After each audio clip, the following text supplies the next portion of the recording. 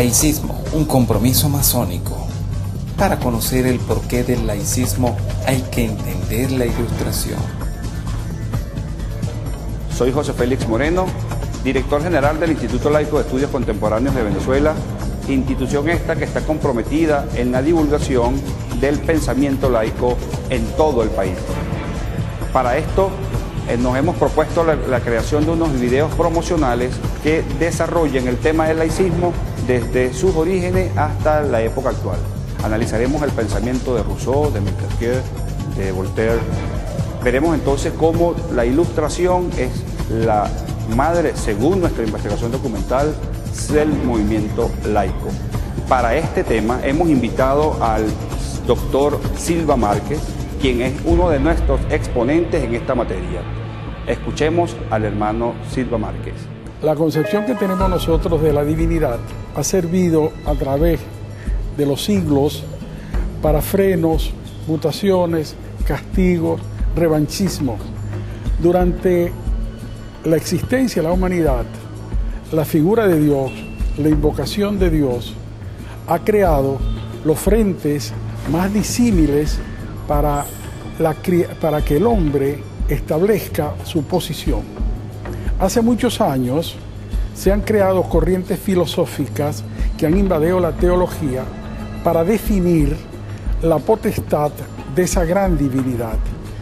Ciertas sociedades, ciertas religiones han tomado esa imagen, ese pensamiento como una voluntad propia y le han rodeado de misterios y situaciones que han servido de freno, cuando no de persecuciones, quien no piense sobre esta situación.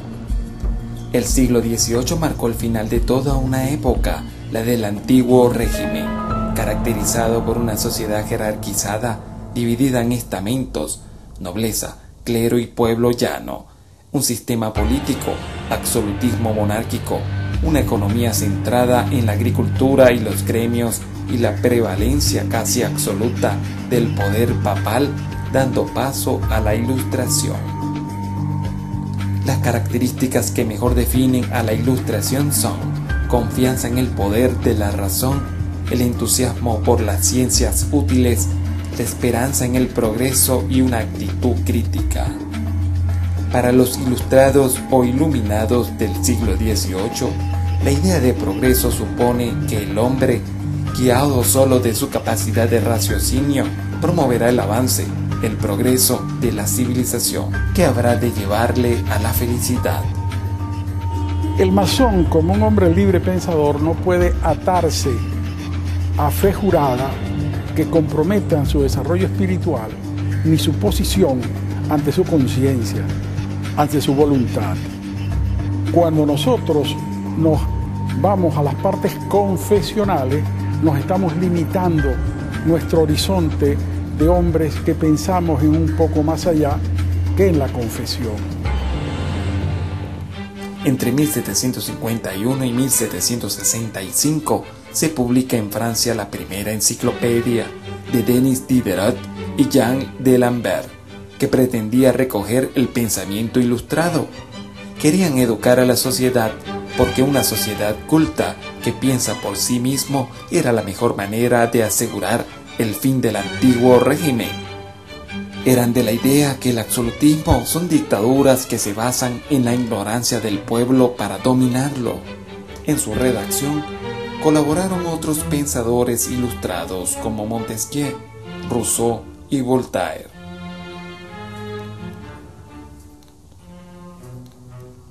Este movimiento trajo consigo el marco intelectual en el que se producirían las revoluciones: Guerra de Independencia de los Estados Unidos, Revolución Francesa e independencia de los estados en Latinoamérica, así como el auge del capitalismo y el nacimiento del socialismo.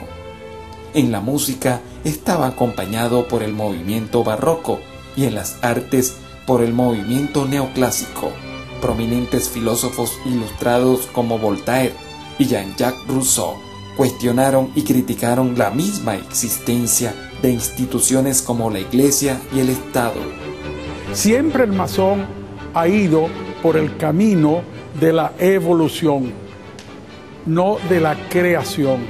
Ha ido por el camino de que lo que se crea y lo que se hace y lo que se desarrolla tiene que estar dentro de un parámetro evolutivo, social, filosófico y no de credibilidad.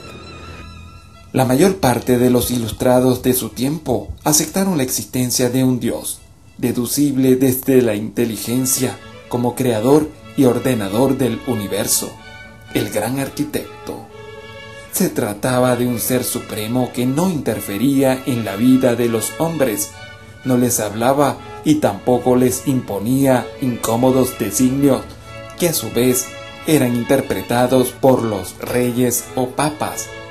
En esta nueva religión filosófica, que algunos denominaron deísmo o religión natural, se rescataron algunos principios de la moral cristiana, así por ejemplo la virtud de la caridad o filantropía.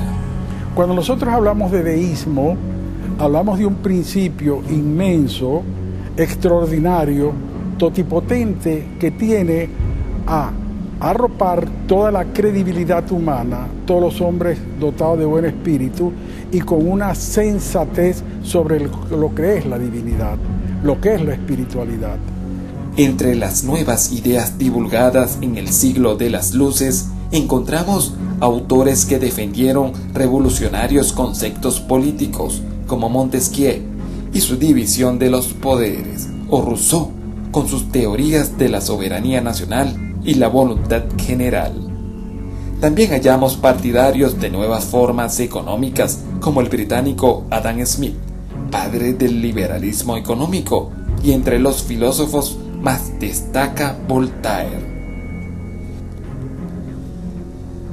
Es en este ambiente de modernidad y revolución donde se cimenta y constituye el laicismo, término que tomó significado a partir de la raíz latina original para designar el impulso moderno surgido durante el siglo de las luces de los estados, organizaciones y personas para independizar estas instituciones del poder eclesiástico.